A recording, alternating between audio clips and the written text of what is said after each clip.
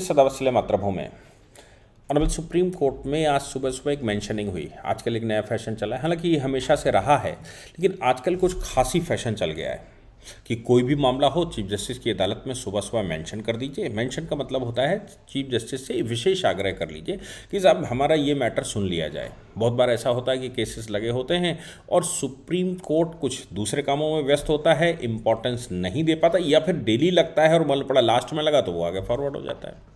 इसमें हम लोग क्या करते थे कि पहले मेंशनिंग के लिए कोर्ट से कह देते कि साहब देखो मैटर हमारा कई दिन से लग रहा है, ये मामला फंसा हुआ है, इसको सुन लीजिए। आजकल जो उसको एक्सटेंड जो उसका एक्सप्लोर उसको किया गया वो ये है कि हम मनीष सिसोदिया पकड़ जाएं तो मेंशन कर दीजिए बिना पिटीशन के। आप पिटीशन मत डालिए, सीधी जाइए कोर्ट को मेंशन कर दीजिए। कोर्ट कहेगा हाँ ठीक है आप शाम को 4 बजे आ जाइए। या फिर पवन खेड़ा पकड़ जाएं, नीचे कोर्ट का मामला है, कोर्ट में जाकर मेंशन कर दीजिए। दोनों मामलों में एक मामले में कोर्ट ने रिलीफ दे दिया, एक मामले में कह दिया भाई नीचे वाली कोर्ट में जाओ। तो कुल मिलाकर मेंशनिंग एक नया वो बन गया है कि आप जाइए कोर्ट के सामने, आप जाकर रिक्वेस्ट करिए चीफ जस्टिस के सामने, चीफ जस्टिस आपको कहेगा कि फला फला अदालत में चले जाओ भाई सुनवा लो, पिटीशन बाद में ले आना। ऐसा भी होने लगा है। खैर ये मामला मेंशनिंग का है। सुबह सुबह मेंशन किया एक वकील साहब ने, ये कहा साहब हमारे एग्ज़ाम होने वाले हैं, हमारे बच्चियों के एग्ज़ाम होने वाले हैं, बच्चियों के एग्ज़ाम से पहले साहब हिजाब का मामला आप सेटल कर दीजिए। तो हिजाब पहनकर स्कूल जाना है, हमारे घर वाले स्कूल नहीं जाने दे रहे, हम स्कूल नहीं जा पा रहे, हमें परीक्षा देनी है। ये प्री कॉलेज का मामला है। जो बच्चों का आपको याद होगा कर्नाटक में हिजाब का मामला खूब चला था, और हिजाब का जो प्रोसीजर हमारे देश में रहा है वो शुरू से ये रहा है कि भाई आप बाहर हिजाब पहन कर जाइए, स्कूल के अंदर जैसे ही आप प्रवेश करते हैं तो अपना हिजाब बैग में रख लेते हैं। ऐसा मैंने हजारों लोगों के स्टेटमेंट सुने हैं जिन्होंने कहा कि भाई हिजाब पहनकर घर से निकलते हैं। अब घर में तो परमानेंट हिजाब पहना नहीं जाता, घर में बुर्का भी परमानेंट नहीं पहना जाता, वैसे ही स्कूल अपना घर है। तो स्कूल में जब आप पहुँच गए तो वहाँ जाकर आप अपने हिजाब को अपने उसमें रख लीजिए, स्कूल के रूल्स एंड रेगुलेशंस में चले आइए। मामला भी यही था, क्या स्कूल के रूल्स एंड रेगुलेशंस रेगुलेशंस हिजाब के ऊपर भारी हैं? कॉन्स्टिट्यूशन बड़ा है या फिर हिजाब बड़ा है? कानून बड़ा है या फिर हिजाब बड़ा है? ये मामला चल गया। तो कुछ स्कूलों में ज़बरदस्ती हिजाब पहनकर जाने की कोशिश की गई, तो टीचरों ने ये कह दिया कि भाई इस हिजाब को आप अपनी जेब में रख कर आइए, बैग में रख लीजिए, और स्कूल में जब आते हैं तो स्कूल की यूनिफॉर्म में आइए। अब इस पर बहस होना स्वाभाविक था। बहस होना स्वाभाविक इसलिए था क्योंकि पूरे के पूरे प्रकरण में, ये जो पूरा प्रकरण चल रहा है, पूरे प्रकरण में इस्लाम कैसे प्रिवेल करेगा, हम विशेषाधिकार कैसे रखते हैं, हम विशेष क्यों हैं, हम विशेष हैं तो कानूनों को क्यों माने, कानून माने तो उसका स्तर क्या हो, कानून हमारे ऊपर कैसे प्रिवेल कर सकता है, स्कूल का रेगुलेशन हमारे ऊपर कैसे प्रिवेल कर सकता है। स्कूल हम जाएंगे लेकिन स्कूल हम हिजाब पहन कर जाएंगे, हम टोपी पहन कर जाएंगे, स्कूल हम जाएंगे तो लुंगी पहन कर भी लोग जा सकते हैं। उस समय जब कोर्ट में केस आया था तो अब सुप्रीम कोर्ट के 2 जजों की बेंच ने उसको सुना भी था और दोनों का डिसीजन डिफर कर गया था। एक ने ग्राउंड दिया था, मैंने उसकी पूरी एनालिसिस की थी, एक ने ग्राउंड दिया था कि बच्चे स्कूल जाना ज़्यादा ज़रूरी है, दूसरे ने कहा था कि स्कूल का रेगुलेशन भी मानना ज़्यादा ज़रूरी है, क्योंकि स्कूल जो है वो सेकुलर प्लेस है, स्कूल जो है वो रेगुलेटरी प्लेस है, स्कूल में असमानता नहीं दिखनी चाहिए। आप स्कूल जाएं तो स्कूल के नियमों को आपको फॉलो करना पड़ेगा। दूसरे जज साहब ने ये कह दिया कि पैरामाउंट कंसिडरेशन एजुकेशन है, एजुकेशन फंडामेंटल राइट है, एजुकेशन फंडामेंटल राइट है, इसलिए एजुकेशन प्रिवेल करेगी तो बच्चों को स्कूल जाना ज़्यादा ज़रूरी है। ये यूनिफॉर्म में क्या रखा है? अब सवाल इसमें और पैदा हो जाएंगे कि जो कोर्ट में प्रैक्टिस करना चाहती हैं मुस्लिम लड़कियां, वो क्या ज़रूरी है कोर्ट की यूनिफॉर्म पहन कर जाएं, क्या पहन कर आ सकती हैं, ये उनकी इच्छा हो सकती है। खैर वो 2 जजों की बेंच में दोनों जजेस डिफर कर गए थे, इसलिए डिसीजन तो सेकुलर हो गया। अब डिसीजन जब सेकुलर हो गया तो फिर जाहिर सी बात है चीफ जस्टिस की अदालत में पहुंचा। चीफ जस्टिस अब 3 जज बैठाएंगे उसमें या 5 जज बैठाएंगे, क्या करते हैं 3 जज, जनरली फुल बेंच 3 जजेस की हम कह के चलते हैं, तो 3 जजेस बैठाएंगे, 3 जजेस उसकी सुनवाई करें। अब वो सुनवाई पेंडिंग है, जनवरी में उसको मेंशन किया गया, फरवरी में उनको मेंशन किया गया कोर्ट में। इनका कहना है कि साहब जनवरी में भी मेंशन किया था, फरवरी में भी मेंशन किया था, आपने बेंच नहीं बनाई, बेंच बनाकर सुन लीजिए। कोर्ट ने कहा भाई जल्दी बेंच बनाएंगे, आप एक काम करो होली के बाद आओ, क्योंकि आज से वैकेशन शुरू हो रहा है, 13 तारीख के बाद सुप्रीम कोर्ट खुलेगा, तो फिर 13 के बाद आइए, देखते हैं क्या कर सकते हैं। साहब एग्ज़ाम तो 9 तारीख से ही शुरू हो रहे हैं, अब 9 तारीख से एग्ज़ाम शुरू हो रहे हैं तो हमें तो एग्ज़ाम ही नहीं देने दिए जा रहे हैं, हम तो एग्ज़ाम ही नहीं दे सकते। क्यों नहीं एग्ज़ाम दे सकते? क्योंकि हिजाब पहनने से हिजाब पहनकर स्कूल में नहीं जाने देंगे। तो भैया किसने कहा कि आप हिजाब पहन कर जाओ?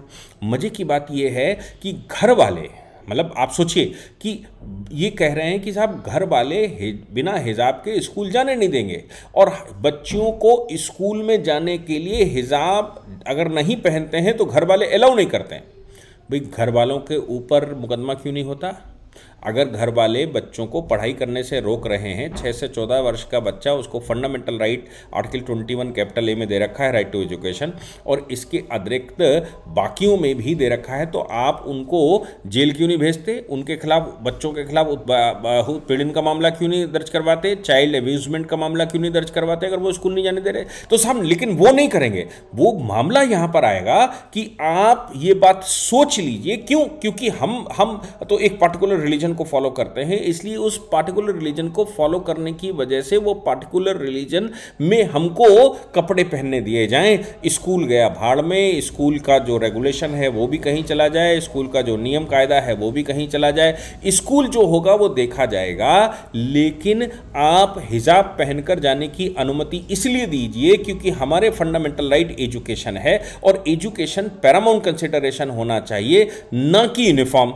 अगर यूनिफॉर्मिटी खत्म हो जाएगी, भाई सेकुलरिज्म का मतलब क्या होता है?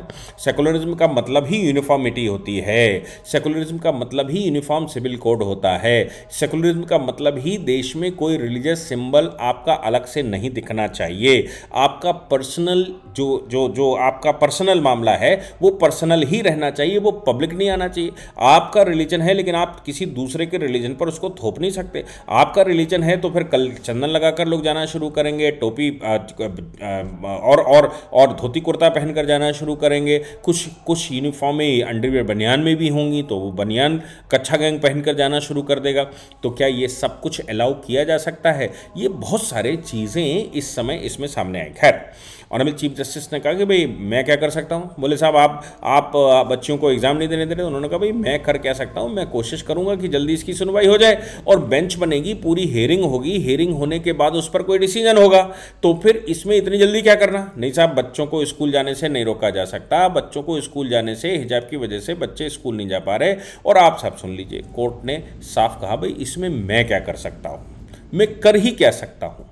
सुनवाई होनी है, सुनवाई प्रॉपर होनी है, और चूंकि एक बार सुनवाई हो चुकी है, जो भी स्टे का मामला था वो सब हो चुका है। आपको मैं याद दिला दूं कि जब 2 जजों की बेंच में स्टे के लिए गया था कि भाई कर्नाटक का जो डिसीजन है, जो स्कूलों का डिसीजन है, उसको स्टे कर दिया जाए और बच्चों को वहाँ बिना यूनिफॉर्म के यानी कि हिजाब में या बुर्के में जाने की अनुमति दे दी जाए, तो फिर उसको कोर्ट ने स्टे करने से मना कर दिया था। कोर्ट ने उस समय कहा था कि नहीं, जो रेगुलेशन है उस रेगुलेशन में फिलहाल आप जाइए, हम आपको स्टे नहीं दे सकते और आपको हिजाब पहनकर अनुमति नहीं दे सकते कि आप एकदम हिजाब पहनकर वहाँ पर जाइए।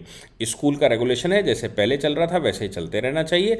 स्कूलों का अपना कायदा होता है, स्कूल्स का अपना कोड होता है, यूनिफॉर्म का अपना कोड होता है, तो उस यूनिफॉर्म के कोड को कैसे डिनाई किया जा सकता है? अब आप सोच कर देखो जरा सी बात कि यूनिफॉर्म सिविल कोड बाबा साहब अंबेडकर लिख गए कि भाई यूनिफॉर्म सिविल कोड आर्टिकल 44 में आना चाहिए।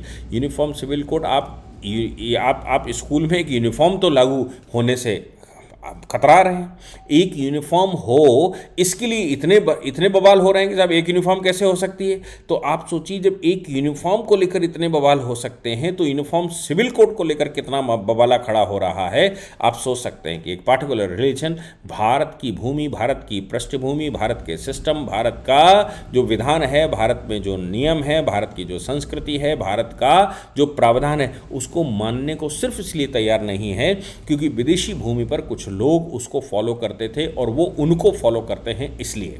नहीं तो भारत का मुसलमान अगर भारतीय अपने आप को मानता है तो फिर उसको भारत भूमि को भारत मानना चाहिए, भारत की वेशभूषा इस्तेमाल करनी चाहिए, भारत का भाषा इस्तेमाल करनी चाहिए, क्योंकि भारत की 22 भाषा हैं, उसमें अरबी तो है नहीं, उसमें कहीं से टर्की तो है नहीं।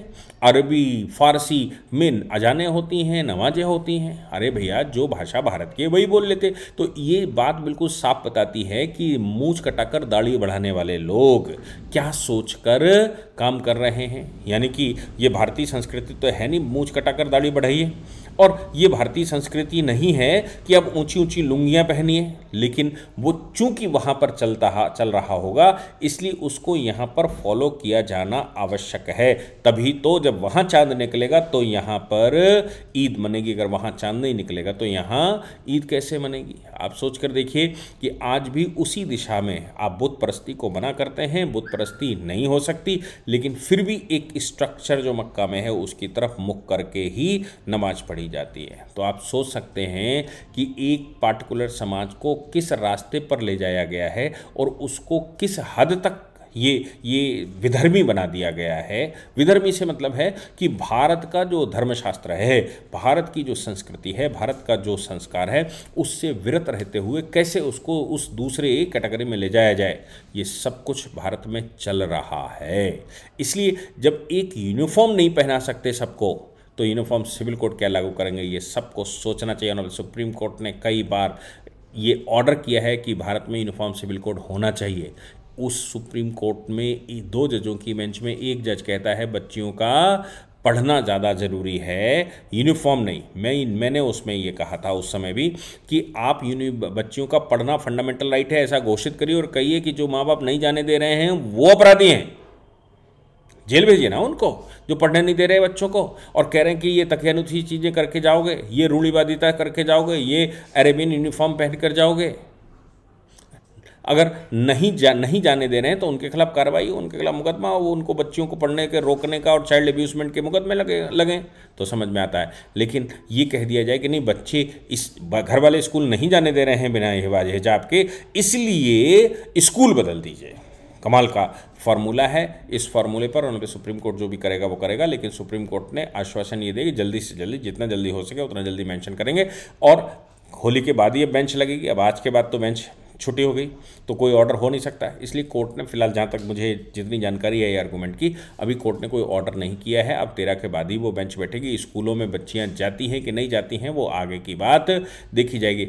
ये देखना होगा कि कितने रूढ़िवादी और तकियानूसी लोग हमारे देश में हैं जो बच्चियों को स्कूल जाने से कोई ना कोई साधन ढूंढ ही लेते हैं कि बच्चियाँ स्कूल ना जाने पाएँ। हिंदू समाज अपनी बच्चियों को ज़्यादा से ज़्यादा पढ़ाता है, लेकिन आप एक पार्टिकुलर रूढ़ी से फॉलो करने वाले लोग बच्चियों को पहले भी नहीं जाने देते थे, आज भी नहीं जाने देते हैं। नए नए तरीके ढूंढते हैं कि बच्चियों को स्कूल जाने से कैसे रोका जाए, उसके फार्मूले क्या हो सकते हैं, उसके तरीके क्या हो सकते हैं, वो तरीके सारे खोजने का प्रयास होता है। लेकिन अच्छी बात यह है कि चीफ जस्टिस ने कहा हम सुनवाई करेंगे, लेकिन अभी कोई स्टे या कोई इस तरह का ऑर्डर नहीं करेंगे। जय हिंद, जय भारत, वंदे मातरम।